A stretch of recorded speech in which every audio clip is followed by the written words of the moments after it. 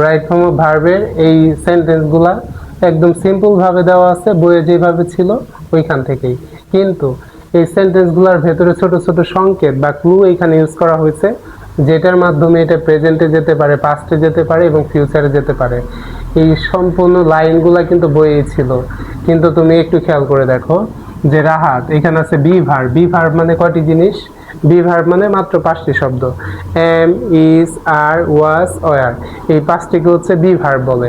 তাহলে দেখো Rahat is in class 4 last year. Last year মানে কি? গত বছর। এই সেন্টেন্সটা কিন্তু বইয়েই ছিল, কিন্তু এই লাস্ট ইয়ার এই শব্দটা কিন্তু বইয়ে ছিল না। যদি এই লাস্ট ইয়ার শব্দটা অ্যাড করে দেয়, তুমি এটা কি করবে? যে এখানে এম ইজ আর বসাবা নাকি ওয়াজ ওয়ারের মধ্যে থেকে কোনো একটা বসাবা? লাস্ট ইয়ার মানে হচ্ছে গত বছর, তাহলে কিসে যাবে? অতীতে যাবে, পাস্টে যাবে। আর পাস্টে গেলে এখানে কি বসবে? রাহাত যেহেতু সিঙ্গুলার, সিঙ্গুলার ভার্ব সাধারণত এস দিয়ে শেষ হয়। কি দিয়ে শেষ হয়?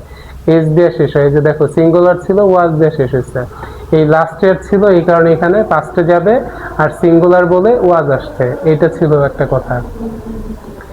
এরপরে দেখো যে হচ্ছে 2 নাম্বার, যে দে গো টু স্কুল, তারা স্কুলে যায় টুমোরো। টুমোরো মানে কি? আগামীকাল।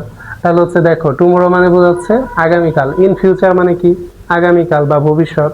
তাহলে যেই ওয়ার্ড দ্বারা ভবিষ্যৎকে বোঝানো হবে সেখানে উইল প্লাস ভি1 বসবে। কি বলবে? যে উইল প্লাস হচ্ছে ভার্বের বেস ফর্ম বা হচ্ছে ভি1। তাহলে যা আছে আমরা এখানে দেখে দেখে লিখবো।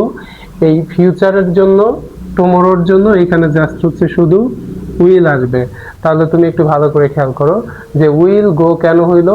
কারণ এখানে টুমোরো ছিল। তাহলে টুমোরো থাকলেই উইল প্লাস ভি1 বসবে। এরপরে খেয়াল করো যে হি হ্যাভ ভার্ব আছে এখানে, এ গ্লোসারি সব। এখন খেয়াল করো যে হ্যাভ মানে হচ্ছে হ্যাভ ভার্ব তো এখানে বসবে না, কারণ হ্যাভ হচ্ছে প্লুরাল একটা ভার্ব। আর এখানে আছে সিঙ্গুলার, হি কি সিঙ্গুলার। তাহলে সিঙ্গুলার থাকলে এবং প্রেজেন্টে থাকলে হ্যাজ বসে। হ্যাভ ভার্ব দ্বারা আসলে কয়টা জিনিসকে বোঝানো হয়? হ্যাভ ভার্ব দ্বারা হ্যাভ, হ্যাজ, হ্যাড, এই 3টা শব্দকে বোঝানো হয়। দেখো এই যে এখানে যে হ্যাভ আছে, এটা দ্বারা বোঝাচ্ছে হ্যাভ, হ্যাজ, হ্যাড, এই 3টা শব্দকে বোঝানো হচ্ছে এই হ্যাভ দ্বারা। এটা তাহলে দেখো সেন্টেন্সটা প্রেজেন্টে বা পাস্টে বা ফিউচারে কোনো সংকেত দেওয়া নাই, জাস্ট নর্মাল আছে।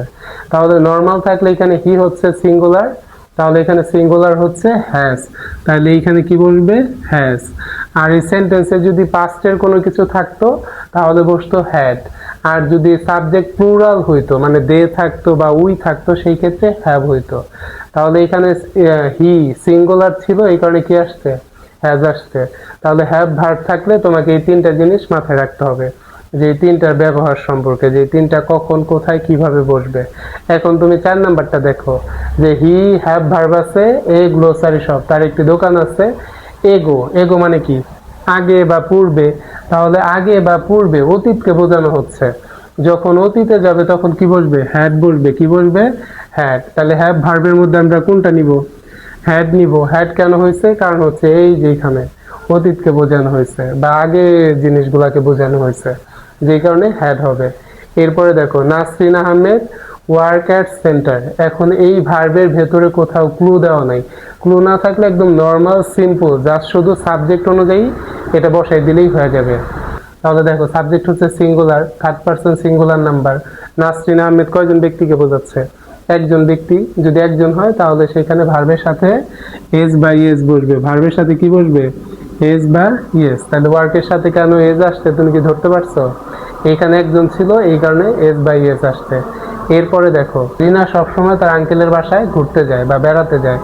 এইখানে দেখো রিনা ভার্বের এইখানে হচ্ছে, তোমরা যেই ভুলটা করো এটা একটু ভালো করে খেয়াল করো, যে এইখানে তোমরা মনে করো যে ভার্বের সাথে এস বা ইএস আছে, এইখানে আর এটাকে চেঞ্জ করা যাবে না, এটা যেভাবে আছে ওইভাবে লিখলেই হয়ে যাবে। এই অলওয়েজটা মূলত হচ্ছে অ্যাডভার্ব। অ্যাডভার্ব হচ্ছে সেটা ভার্বের আগে বসতে পারে, পরে বসতে পারে বা যে কোনো জায়গায় বসতে পারে। তাহলে এইটার জন্য সেন্টেন্সের কোনো চেঞ্জ হবে না। তাহলে সেন্টেন্সে কোনো ক্লু দেওয়া নাই। এইখানে জাস্ট হচ্ছে রিনা আছে 3rd পারসন সিঙ্গুলার নাম্বার, একজন ব্যক্তিকে বোঝাচ্ছে। তাহলে একজন হলে ভার্বের সাথে কি হবে? এস বা ইএস। তাহলে এখানে ভিজিট হবে, শুধু ভিজিটস। কি হবে? যে ভিজিটস। তাহলে দেখো এইখানে ভিজিটের সাথে কেন এস আসছে? কারণ এখানে রিনা একজন ছিল। এই অলওয়েজ এটা কোনো মেটার নাই। এইখানে তুমি এস দেখা, এইখানে কিন্তু যদি এস না দাও এটা কিন্তু কাটা। অনেকে হচ্ছে এই অলওয়েজ এর সাথে এস আছে, এই জন্য এখানে এস দেয় না, যে কারণে তাদেরটা কাটা যায়। তাহলে সম্পূর্ণটা তুমি বুঝছো কিনা দেখো।